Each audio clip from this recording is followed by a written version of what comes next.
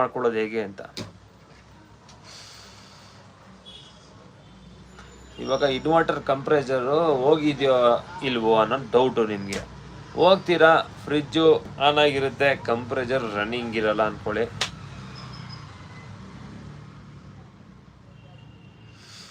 ಓಕೆನಾ?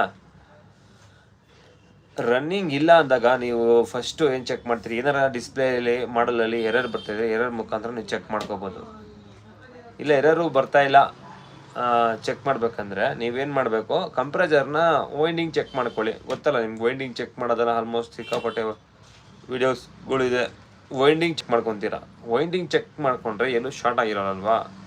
ಶಾರ್ಟ್ ಆಗಿಲ್ಲ ಅಂದರೆ ಒಳಗಡೆ ವೈಂಡಿಂಗ್ ಚೆನ್ನಾಗಿದೆ ಅಂತ.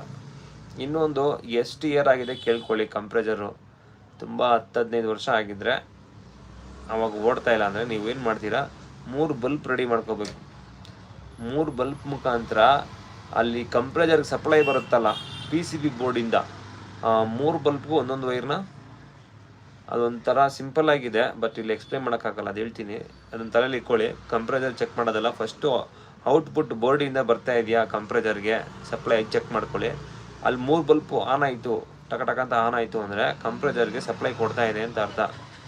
ಓಕೆನಾ? ನೀವು ಕಂಪ್ರೆಸರ್ಗೆ ಸಪ್ಲೈಯು ಚೆಕ್ ಮಾಡಿದ್ದೀರಾ, ಬರ್ತಾ ಇದೆ, ಔಟ್ಪುಟ್ ಬರ್ತಾ ಇದೆ ಬೋರ್ಡಿಂದ, ಕಂಪ್ರೆಸರ್ ಓಡ್ತಿಲ್ಲ ಅಂದರೆ ವೈಂಡಿಂಗ್ ಚೆಕ್ ಮಾಡ್ಕೊಂಡಿದ್ದೀರಾ. ಓಕೆನಾ?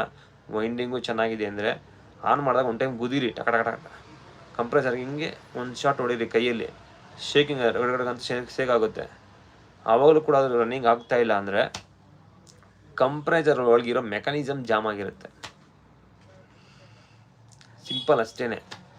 ವೈಂಡಿಂಗ್ ಹೋಗುತ್ತೆ, ಇಲ್ಲಾಂದರೆ ಕಂಪ್ರೆಸರ್